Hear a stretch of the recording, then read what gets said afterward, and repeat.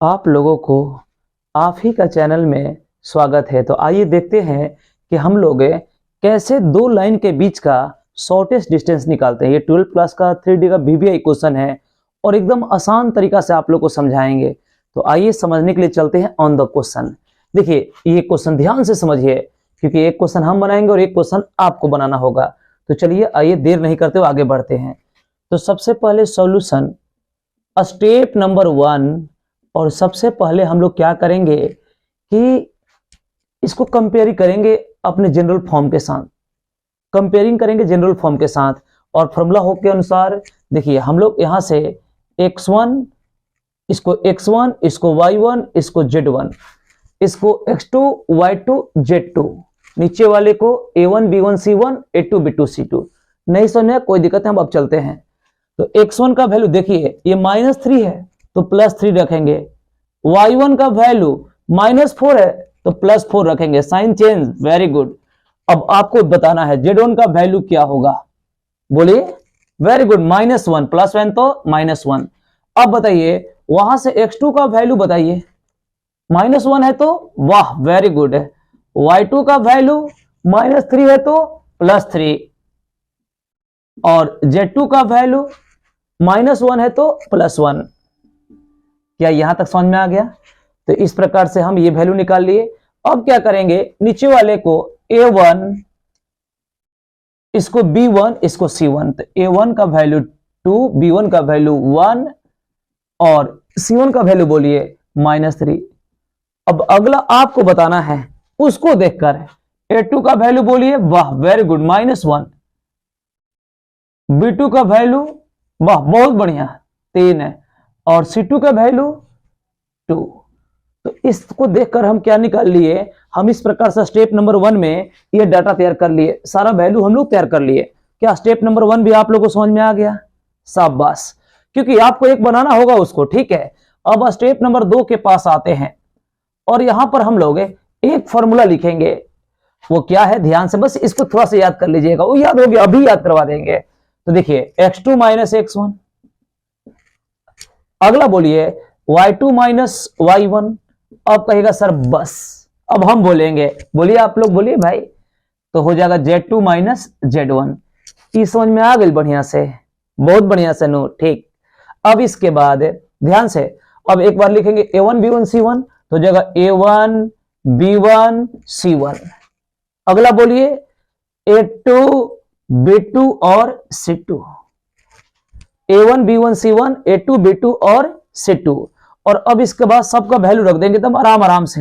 हाँ ध्यान पूर्वक समझिएगा, x2 - x1 कह रहा है तो 1 - 3, बोलिए कितना हो जाएगा, -2। आ गया समझ में? अगला है y2 - y1, अगला बोलिए 3 में से 4 घटाएंगे, बोलिए -1। अगला आप बताइए z2 - z1, बोलिए बोलिए, नहीं 0 नहीं होगा, गलत बोल रहे हैं। हाँ वेरी गुड, अब सही है, क्योंकि 1 से -1 घटाएंगे तो ये +2 हो जाएगा, माइनस माइनस प्लस हो जाएगा घटाएंगे तो। अब a1 b1 c1 तो हो जाएगा 2 1 -3, a2 b2 c2 तो -1 3 2। क्या यहां तक आप लोगों को समझ में आ गया? क्या है ना कि जब हम पूछ रहे हैं तो चारों तरफ देख रहे तो कोई नहीं दिखाई दे रहा है, तो लग रहा है अजीब जैसा, कोई बात नहीं, धीरे धीरे आदत हो जाएगा। तो यहां तक आप लोग को समझ में आ गया? क्या ये लाइन तक बढ़िया से क्लियर है? बढ़िया से एक बार देख लीजिए फिर से एक बार, सारा का वैल्यू x2 - x1, फिर y2 - y1, z2 - z1, फिर a1 b1 c1 और फिर a2 b2 c2 यहां से देखकर रख दिए। अब इस डिटरमिनेंट को सॉल्व करेंगे, और सॉल्व करने आप लोग को तो जरूर आता होगा। देखिए कैसे, -2 लेकर चलेंगे तो ये समाप्त, ये समाप्त, ये चारों बचेगा, और तिरछा तिरछी गुना कर देंगे, बीच में माइनस, तो 2 में 1 से गुना करेंगे 2, 3 में -3 से गुना करेंगे -9, अब बीच में माइनस होता है तो प्लस हो जाएगा। क्या बढ़िया से आ रहा है समझ में? बोलिए वेरी गुड। अब देखिए ये उसके बाद अगला लेते हैं माइनस, पता इसका साइन बीच वाले का साइन चेंज कर देंगे तो ये +1। फिर देखिए ध्यानपूर्वक, और अब यहां पर ये समाप्त और ये समाप्त, दुदुनी का 4, और -1 में -3 से मल्टीप्लाई करेंगे तो 3 बीच में क्या लग जाएगा, माइनस। आ रहा है ना समझ में?